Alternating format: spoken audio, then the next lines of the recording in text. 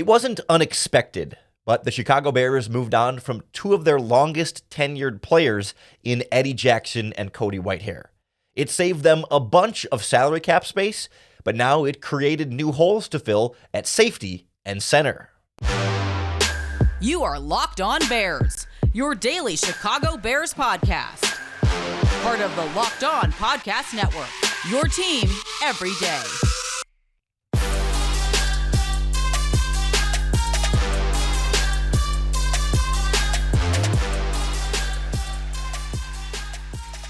This is Locked On Bears, and I'm your host, Lauren Cox. I'm here to bring you your daily, in-depth Chicago Bears news and analysis. You can follow me on Twitter at CoxSports1.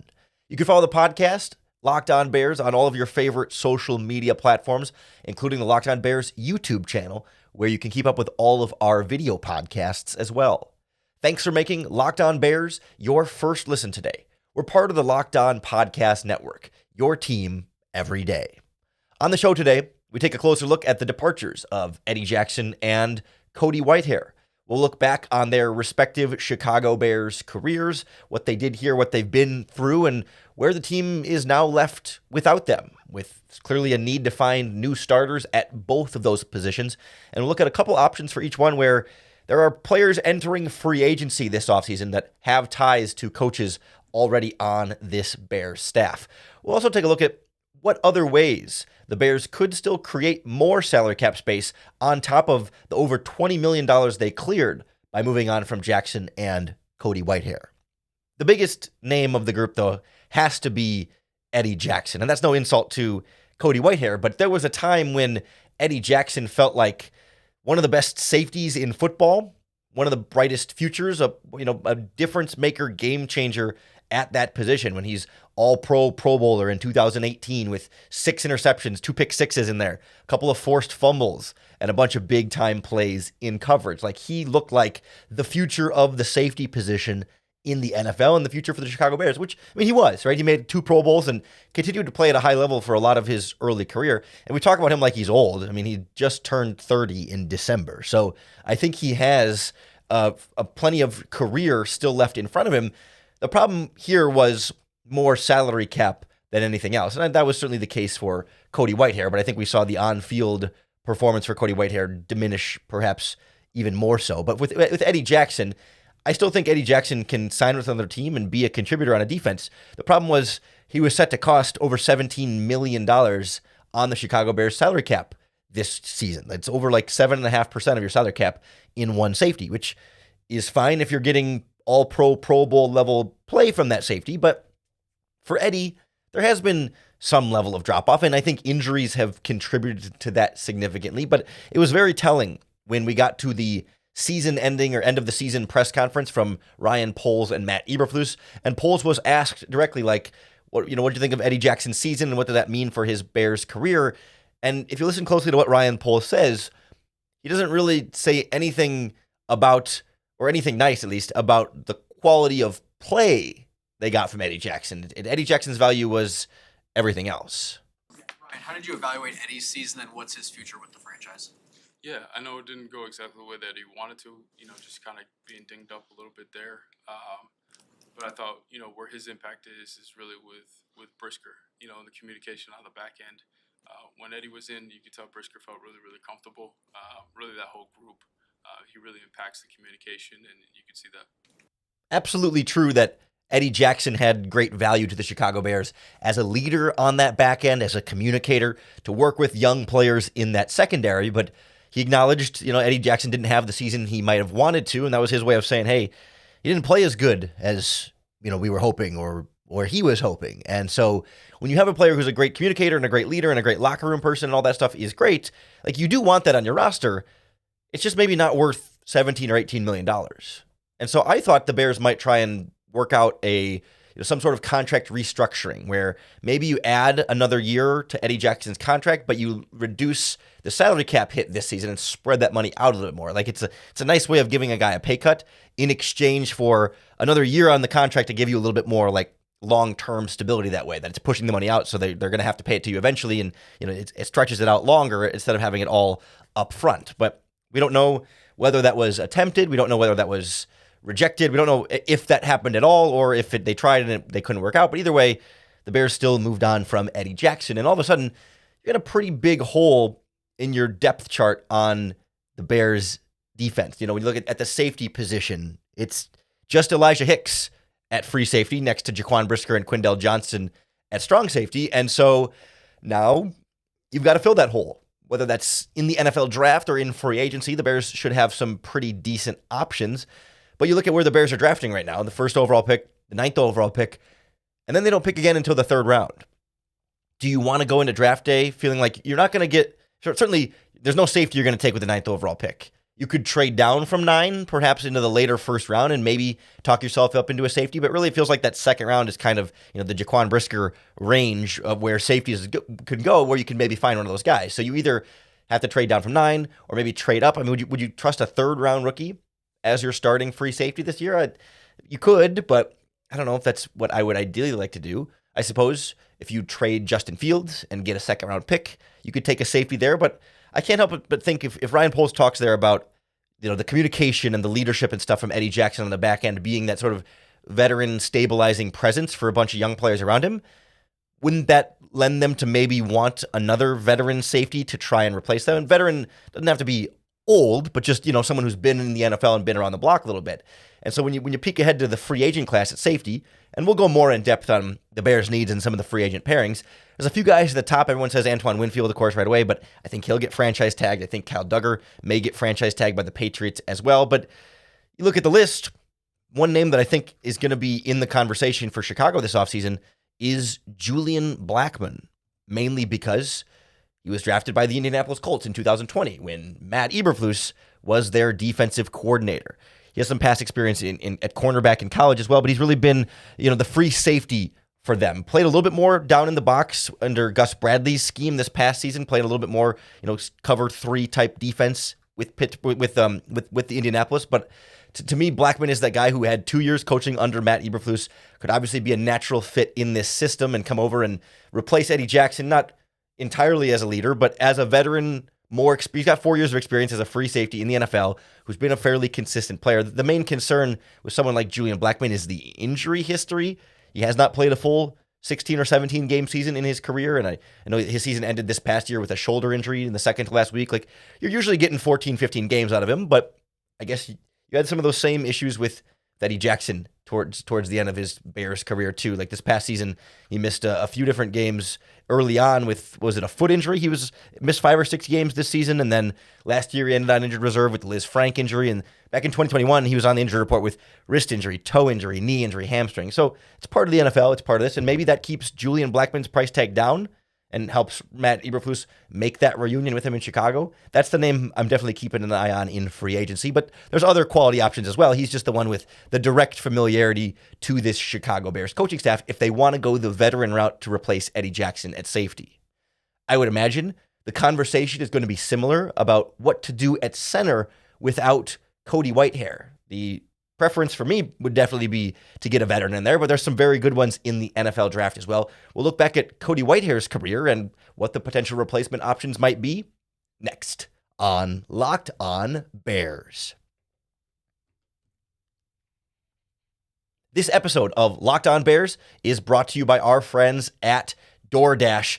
I don't know if you saw that DoorDash went all out for the big game last Sunday with DoorDashing all the stuff from all the ads to one lucky winner. All the cars, all the snacks, even tax software went to one lucky winner from the DoorDash prize that they showed off during the ad. And you know what? DoorDash, even if you're not going to give you all of those things all at once, DoorDash is still the app that has all of your everyday needs they can bring right to your door, from restaurants to groceries to flowers and gifts. So next time you're running low on dinner ideas, pet supplies, or just time, you can get so much more than you realize delivered with DoorDash. I use it all the time. It's a convenient way for me to still be able to support my local restaurants in my community, but have their food delivered right to my door when they wouldn't otherwise offer that delivery option. DoorDash is always there. It's convenient and super easy to use. So whatever watch party or anything party you've got coming up, get it delivered with DoorDash. Football season may be over, but we're in the thick of basketball games, the school year, and let's face it, the winter season. So I can think of a million reasons to order DoorDash. So hop on the app, and make your day a little bit easier. Get dinner for tonight, groceries for the week, or a consolation prize for your sad San Francisco 49ers fan friends, all on DoorDash. Your door to more.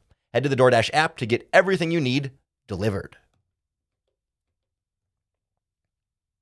Eddie Jackson goes as a player Chicago Bears fans, I think, are pretty sad to see go. A lot of love for Eddie Jackson, and maybe still feeling like, man, if the price tag was down, he's a guy that you could otherwise have seen back with the Chicago Bears.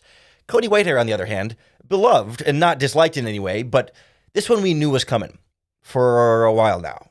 This was the least surprising move of the offseason, I would guess, so far for the Bears, that, yeah, we kind of knew, like, during the regular season, when after 11 games he was benched. You know, when Tevin Jenkins was healthy, Nate Davis was healthy, and Lucas Patrick was healthy, Cody Whitehair became a $12 million backup.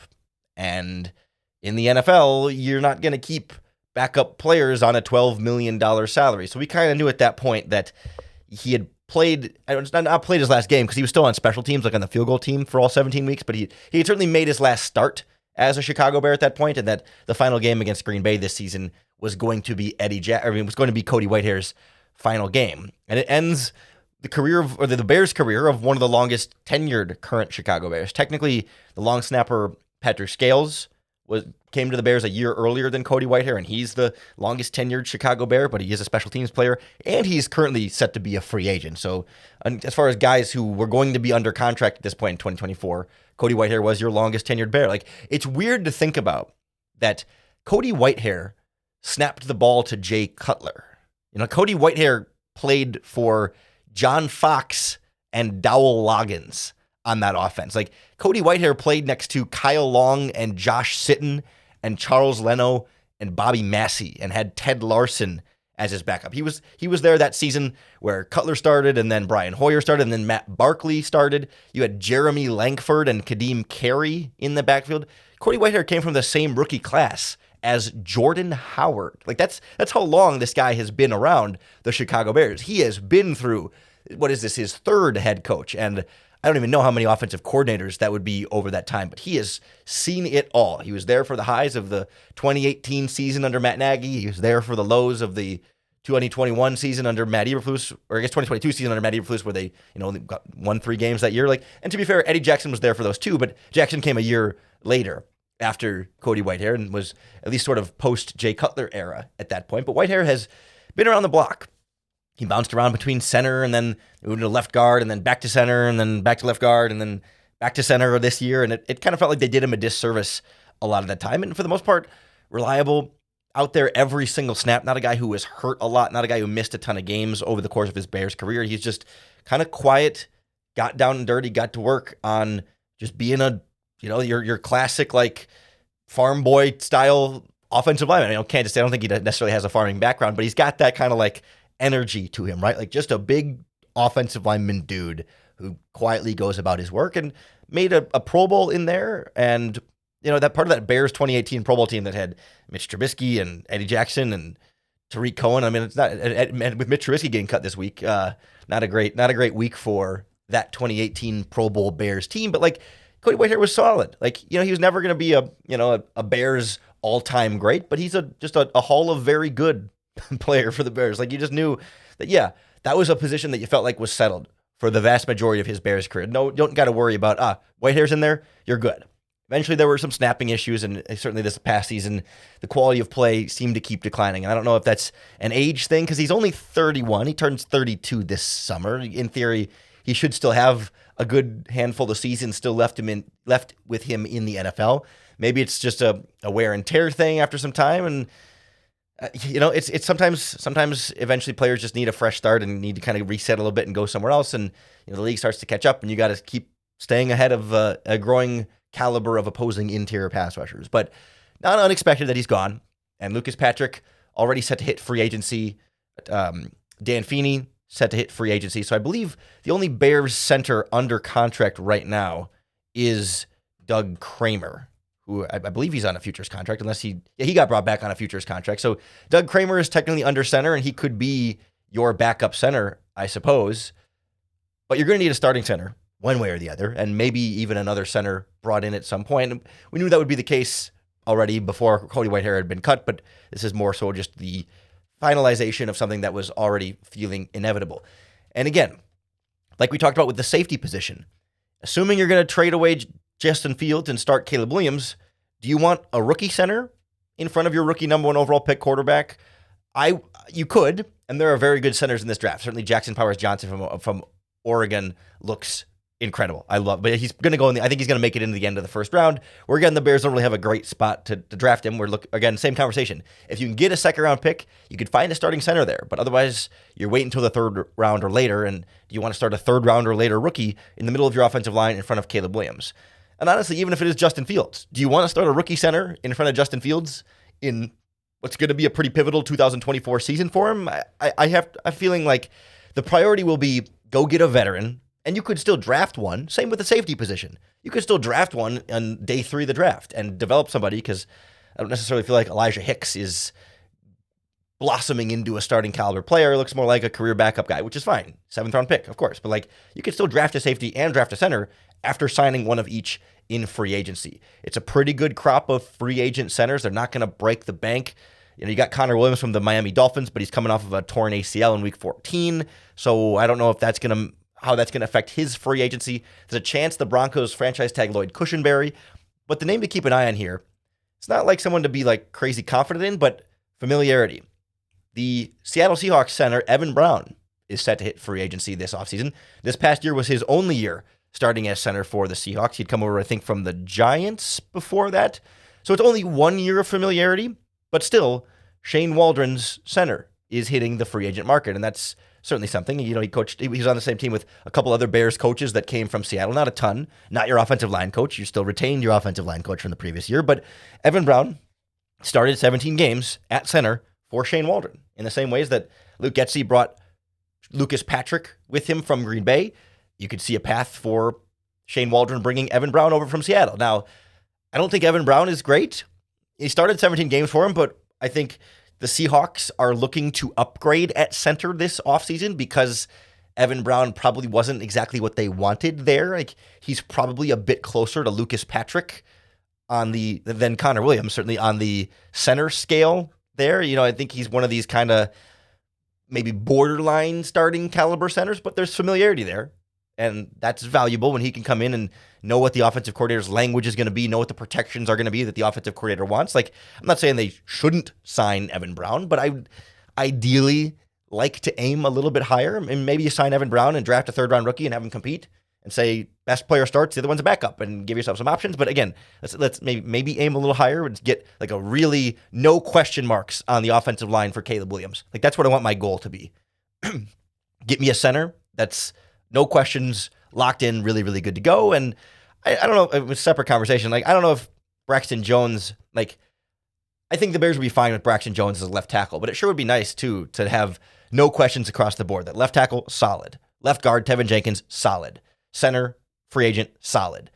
Right guard, Nate Davis, I mean, he's going to be the guy. There's no question that he's going to be the guy, I guess, but there's certainly maybe some question marks there. And then Darnell Wright, right tackle, year 2, you want him to be solid. Like, it'd be nice to just set that group and not have to think about it or worry about it and just pray and knock on wood and hope that injuries don't end up coming to that position group. But they're inevitable, and you got to have good depth as well. So maybe Evan Brown could be really good depth as a backup following his offensive coordinator, and you still go out and sign Andre James, or you still go out and sign Tyler Biotish or Aaron Brewer or one of these other centers that's going to hit the open market. The good news is the Bears are going to have a lot of salary cap space to do so because they created over $20 million in cap space by moving on from Cody Whitehair and Eddie Jackson. They've got like the 3rd most salary cap space in the NFL. And they can still create at least a little bit more. There's always different ways you can manipulate the salary cap. That's why people on Twitter say the salary cap isn't real, because you can always create more room by moving money around on your team and on your contracts. And we'll take a look at where, if the Bears want to go out and sign a receiver and a center and a big pass rusher or 2 and another safety, you can find even more salary cap space if you move a few other things around. Next on Locked On Bears. This episode of Locked On Bears is brought to you by our friends at Nissan. Are you the kind of driver that likes to push things a little further? You ever wonder what adventure could be right around the next corner? Well, our friends at Nissan have a lineup of SUVs with the capabilities to take your adventure to the next level. Starting with the 2024 Nissan Rogue. I got to rent a Rogue when I was down in Mobile, Alabama for a Senior Bowl, and I really loved driving it. It's super comfortable. You got all the bells and whistles, and you just feel like you can take on whatever's going to be around the corner, driving down the highway, flying by. Like, that's a nice vehicle that is perfect as a mid-size crossover for your next adventure. But if you want to level it up a little bit more to a full-size SUV, how about the 2024 Nissan Armada? Picture a rugged 4x4 that can seat up to 8 in first-class luxury and style and tow bigger and farther with your 2024 Nissan Armada. Check it out. Take the Nissan Rogue, Nissan Pathfinder, or Nissan Armada and go find your next big adventure. Shop nissanusa.com. The Bears have plenty of salary cap space as we sit here today. But we talked just a few weeks ago, or no, a couple days ago, I think it was earlier this week on the podcast, about how, maybe there's a chance money goes quick here and that the free agent dollars fill up and there's not a ton of cash to go around. Because, first of all, Jalen Johnson's going to come in and take 18, 19, 20, 21, $22 million of your salary cap space, depending on if they franchise tag him. It's basically like a $19 million cap hit that instantly drops out of your Bears salary cap space. So that's sort of the first area where you start to cut into that money. And then, okay, say you want to go out and get a big-time free agent pass rusher, interior or exterior, however you want to do it, plus, a $9 million center, plus a, $9 million safety. Like, it starts to cut down. And if the Bears say, you know what, we just need a little bit more money to work out an extension with somebody or to go out and get the kind of player that we feel like can be an absolute difference maker for us, there's different ways they can generate some cap space here. Like, I was trying to think, are there any other salary cap casualties, the kind of players that they could just cut in order to save money? And there's really not. If we start there are other ways to save money. But the idea of like, who else could they cut, like Eddie Jackson or Cody Whitehair, still to create some extra salary cap space? They're at a pretty tight ship financially right now. I mean, that's why they have $66 million in cap space or whatever it's currently set at right now. Like, your most expensive guys, Montez Sweat, Tremaine Edmonds, DJ Moore, Cole Kmet, like, 3 of those guys just signed brand new contracts, and DJ Moore is on a very salary-friendly contract. He's only costing you $16 million. DJ Moore is underpaid right now for the Chicago Bears. So, like, your top expensive players there are all, A, guys you're not going to cut, and B, guys you wouldn't even save any money cutting anyway. You'd save money cutting DJ Moore, but you're not going to do that. And you wouldn't save money cutting any of those other guys, and you wouldn't want to cut them anyway. Like, there's not really that player where it's like, oh, yeah. Like, that player was Cody Whitehair, and that player was Eddie Jackson. Those were the two. Cut them, and you could save a lot of money. Like, you could save some money cutting TJ Edwards, the linebacker. You'd save $4.5 million on his contract, and or you clear up $4.5 million of salary cap space by cutting him. But he had a great season. Like, you're not going to do that. The one guy who you could make an argument for that's borderline in there, DeMarcus Walker, the defensive end. They signed him last year to a 3-year, $21 million deal? If I remember, 3-year, $21 million deal. He's going to cost you $8.5 million this year on your salary cap hit.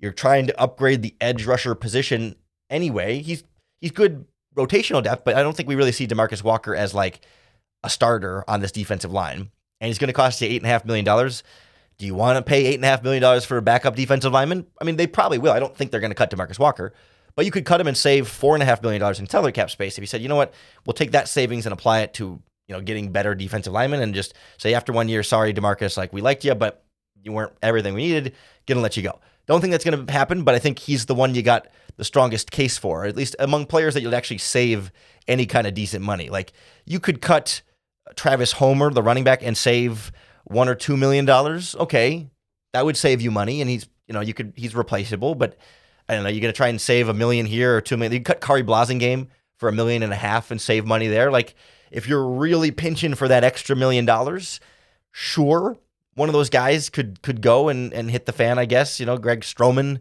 has $1 million contract, but like, these are all just tiny numbers. Like, the only person with some substantial salary is DeMarcus Walker that you would even consider the idea of potentially moving on from just to save salary cap space. The other way, though, that you could start to save some salary cap space is with this idea that we talked about with Eddie Jackson, either a contract restructure or a contract extension. What it allows you to do is take the money they're currently owed this year, add years to the contract, and move that money out and maybe add other new money as well. You're just taking this money, this number, reducing it and spreading it out, but maybe you're adding some extra salary to the future years to incentivize them to agree to something like this, because they do have to agree to this, at least from the extension side.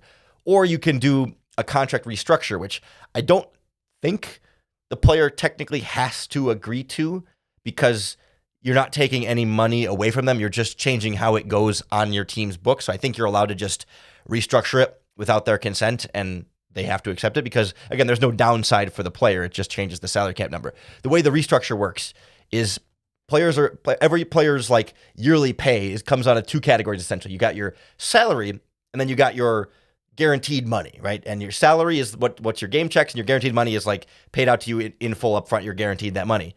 What you can do is take a player's base salary for this season, reduce that really low, and turn it into guaranteed money and spread that out over the remaining years of the contract. So, like, let's use an example, like the person that you could do it for right now. I mean, you could do it for really Sweat, Edwards, DJ Moore, even Cole Kmet already. But let's say DJ Moore, because he's on the oldest contract of those guys.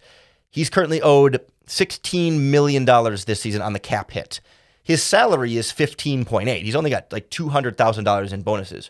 So you could reduce that year one, that current year salary from the $15.85 million down super far, turn that into a bonus, and then that bonus gets prorated over the remaining years that are already on the contract. Or I believe you can also add void years to that contract. So he's got 2 more years in the contract. You could take that salary from the base salary this year he's got 1 more year in the contract, sorry. You could take that base salary of $15.85 million, cut that down to like $1 million of salary, and take the 14 and then split that as 7 and 7 over the next 2 years on his new deal. So instead of owing him 16 this year, you would owe him like $8-ish million this year. And then you would save that $8 million this year, knowing that you would still have to pay that money to him. It would go on your books next year, but DJ Moore would get the money right away. So Moore keeps the same amount of money. You just take the cap hit this year and you move it to next year and future years of the contract. That's a way they could instantly save $7 or $8 million on DJ Moore's contract without giving DJ Moore salary, without cutting DJ Moore's salary,